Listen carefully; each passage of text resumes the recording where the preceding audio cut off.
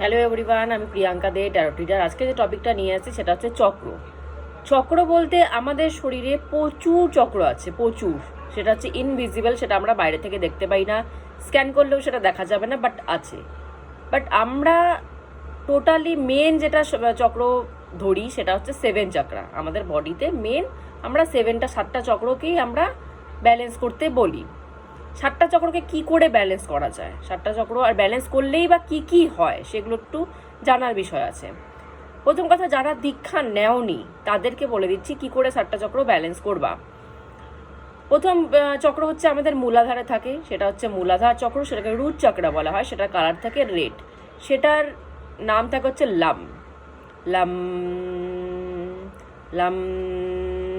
এইভাবে মনে মনে জাপ করতে হয়। মেডিটেশনে বসে মনে মনে আমরা আমাদের মেরুদণ্ডের একদম নিচের ফোকাস, নিচের পয়েন্টটাতে যদি ফোকাস করি, সেখানে রেড কালারের চক্র ফোকাস করি অ্যান্ড লাম করে বলতে থাকি কিছুক্ষণ। 5 মিনিট বললেই যথেষ্ট, বা কেউ যদি কম করতে চাও কমও করতে পারো। তো সেই চক্রটা জাগরিত হয়। সেকেন্ডে আসি স্যাক্রাল চক্র, যেটা হয় অরেঞ্জ কালারের, যেটা থাকে আমাদের একদম তলপেটের নিচে জায়গাটা থাকে। সেটাকে কামচক্রও বলা হয়। সেটা থাকে হচ্ছে অরেঞ্জ কালারের, সেটার মন্ত্র হচ্ছে বাম বাম বাম। এইভাবে উচ্চারণ করতে হয়, ফিল করতে হয় যে ওই জায়গাটায় অরেঞ্জ কালারের চক্র ঘুরছে, যে কোনো দিকে ঘুরছে। এরকম ঘোরার কোনো ব্যাপার নেই যে ক্লকওয়াইজ বা অ্যান্টি ক্লকওয়াইজ, এরকম কোনো ব্যাপার নেই, যে কোনো দিকে ঘুরছে এটা ফিল করা যায়। তারপরে আসি হচ্ছে স্যাক্রাল চক্র, তারপরে আসি হচ্ছে সোলার চক্র। সেটা হচ্ছে আমাদের ঠিক নাভির 4 আঙ্গুল ওপরে থাকে, নাভি থেকে 4 আঙ্গুল ওপরে, সেটা থাকে হচ্ছে সোলার চক্র। যেহেতু সোলার চক্র, সেটা অবশ্যই ইয়েলো কালারের হয়। সেটার মন্ত্র হচ্ছে রাম লাম বাম রাম। সেটার মন্ত্র হচ্ছে রাম, সেটা ফিল করতে হয় yellow colour and Ram Ram করে মন্ত্র জপতে হয়। তারপর আসি হার্ট চক্র, সেটা হচ্ছে গ্রিন কালারের হয়। সেটার মন্ত্র হচ্ছে ইয়াম ইয়াম ইয়াম। এইভাবে মেডিটেশন করতে হয়। এখানে ভাবতে হয় বুকের কাছে গ্রিন কালারের চক্র ঘুরছে অ্যান্ড ইয়াম, এই মন্ত্রটা দিয়ে জাগরতি করতে হয়। তারপর আসি বিশুদ্ধি, থ্রোট চক্র। থ্রোট চক্রকে অনেকে আর্কেঞ্জেল মাইকেলের সাথে তুলনা করেন, কারণ উনার কালার স্কাই অ্যান্ড থ্রোট চক্রের কালারও কিন্তু স্কাই। এটার নাম হচ্ছে, ডিস্টার্বেন্স হয়ে গেল, এটার নাম হচ্ছে হাম হাম হাম। এইভাবে ফিল করতে হয় যেখানে স্কাই কালারের চক্র ঘুরছে, আর হাম, এই মন্ত্রটা মনে মনে জাপতে হয়, কিন্তু চিৎকার করে করে না, মুখে বলে বলে না, মনে মনে জাপতে হয়। তারপর আসি আজ্ঞা চক্র, যেটাকে আমরা থার্ড আইও বলি। মেন কথা আমি আগের দিনই বলে দিয়েছিলাম, থার্ড আই বলতে আমরা এটাকে বুঝি। থার্ড আই এখানে থাকে না, কিন্তু থার্ড আই এখানে থাকে, 2 ভুরুর মাঝখানে থার্ড আই। সেটাকে ডিপ ব্লু, নীল কালারে ফিল করতে হয় চক্রটাকে, অ্যান্ড সেটার মন্ত্র হচ্ছে ওম ওম ওম মন্ত্র হচ্ছে। তারপর হচ্ছে একদম সহস্রার, একদম মাথার উপরে যেটা শেষ চক্র থাকে, সেটাকে বলা হচ্ছে সহস্রার চক্র। সেটার কালার হচ্ছে, অনেকে সেটাকে হোয়াইট বলে, অনেকে এটাকে বেগুনি কালার বলে, ভায়োলেট কালার বলে, অনেকে দুটো কালার মেনলি এটা থাকে। কেউ হোয়াইট ফিল করে, নিজের থেকে ফিলিংটা নিজের থেকে আসে, কারো হোয়াইট ফিলিং আসে, কারো একদম ডিপ বেগুনি কালারের ফিলিংটা আসে। তো সেটারও মন্ত্র কিন্তু ওম। তো 7টা কালার, 7টা মন্ত্র আমি বলে দিলাম, এইভাবে 7টা জাগরিত করতে হয়। এবার আসি যে এত যদি কারো মনে না থাকে, এত কালার এত নাম যদি কারো মনে না থাকে জাগরিত করার জন্য, সব থেকে বেস্ট উপায় হচ্ছে দীক্ষা নাও, দীক্ষা নিয়ে নাম জপ করো। দীক্ষার যে বীজ মন্ত্র হয়, সেই বীজ মন্ত্র জপলে পরে এই 7টা চক্র এমনিই জাগরিত হয়ে যায়, এটাকে আলাদা করে জাগরিত করার দরকার পড়ে না। ওই বীজ মন্ত্রের দ্বারা সব এমনিই জাগরিত হয়ে যায়। যারা দীক্ষা নেওনি তারা আলাদা আলাদা করে নাম দিয়ে আলাদা আলাদা কালার চক্র ভেবে সেগুলোকে জাগরিত করতে পারো। কিন্তু যারা দীক্ষা নিয়েছো তাদের এক্সট্রা করে এগুলো কিছু করার দরকার নেই, শুধু নাম জপ করতে থাকো, নিজেদের বীজ মন্ত্র জপতে থাকো, এগুলো এমনি জাগরিত হয়ে যাবে। এবার আসি এগুলো জাগরিত হলে হয়টা কি। প্রথম কথা হচ্ছে মূলাধার আমাদের একদম মেরুদণ্ডের নিচে পয়েন্ট, একদম মূলাধার।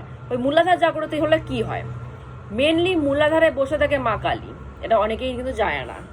একদম মূলাধারের নিচে বসে থাকে মা কালী, ওটাকে যখন জাগরিত করা হয় মা কালী জাগরিত হয়।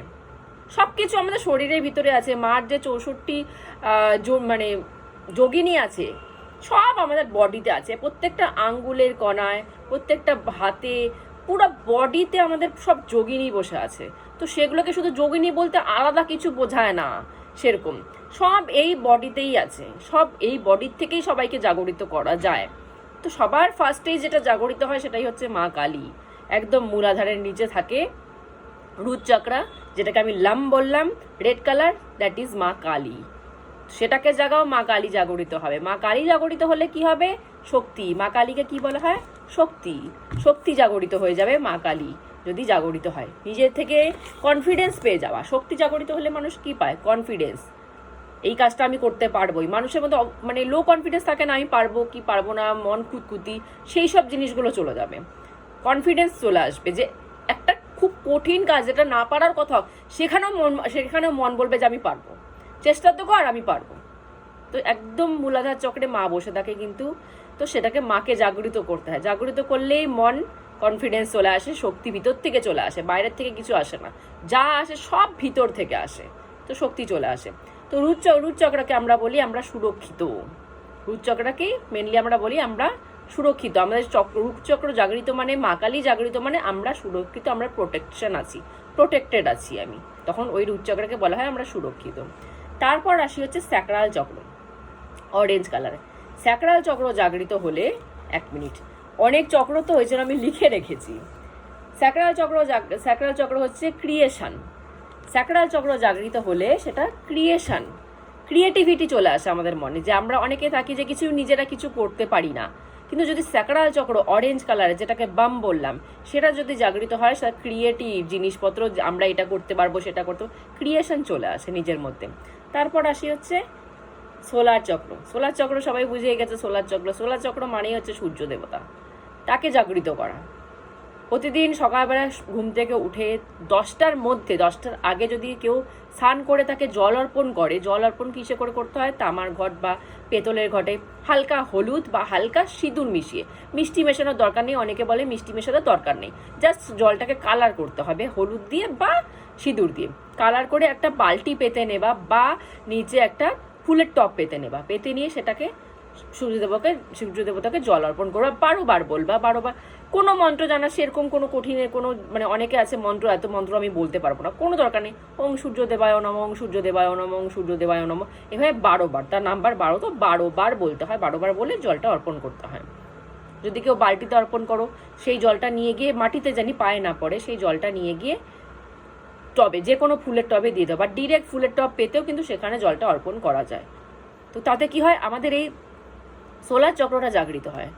সোলার চক্র জাগরিত হলে কি হয়? নাম যশ প্রতিপত্তি। সান কি? নাম যশ প্রতিপত্তি। তো সেগুলো কিন্তু জাগরিত হতে শুরু হয়ে যায়।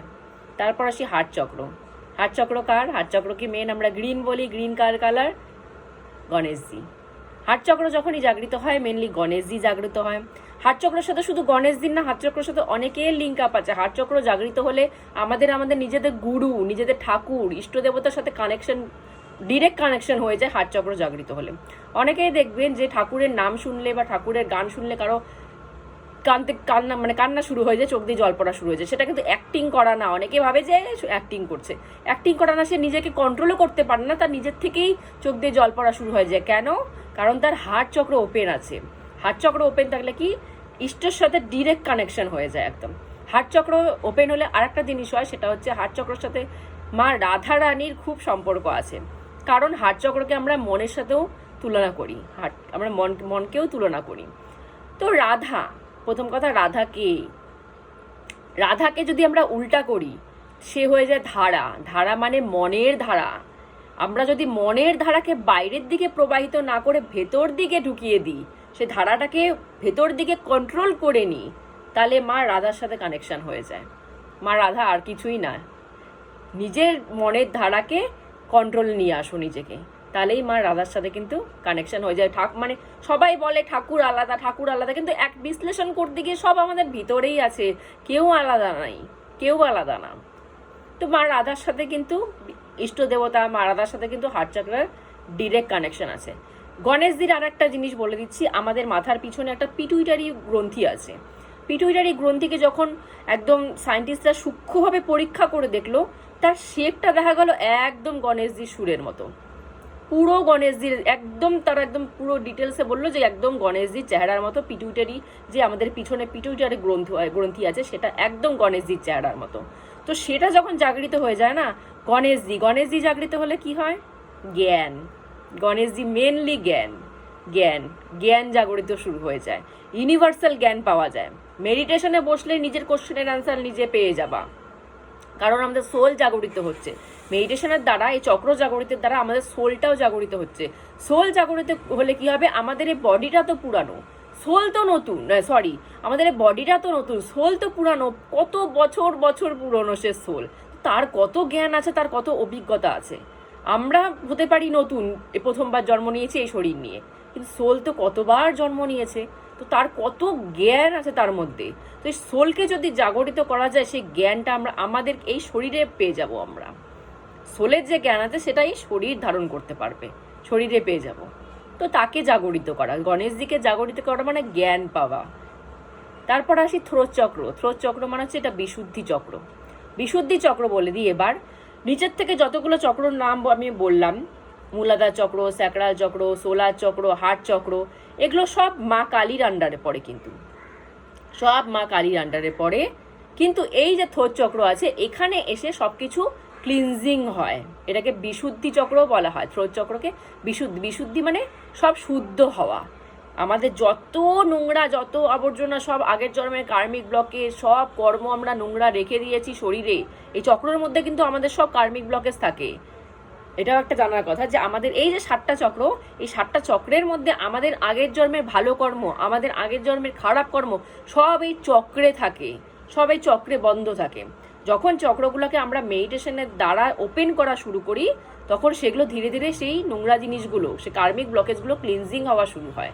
মানুষের লাইফে এত প্রবলেম এই কার্মিক ব্লকেজগুলো চক্রে ধরে আছে বলে। যখন এই চক্রগুলো খোলা শুরু হবে, চক্রগুলো খোলাই থাকে, অবশ্যই ওপেনই থাকে, ওপেন না থাকলে মানুষ মরে যাবে, ওপেনই থাকে, কিন্তু সেগুলোকে পরিপূর্ণভাবে ওপেন যদি করা হয়, তাহলে এই যে কার্মিক ব্লকে সেগুলো ধীরে ধীরে ক্লিনজিং হওয়া শুরু হবে।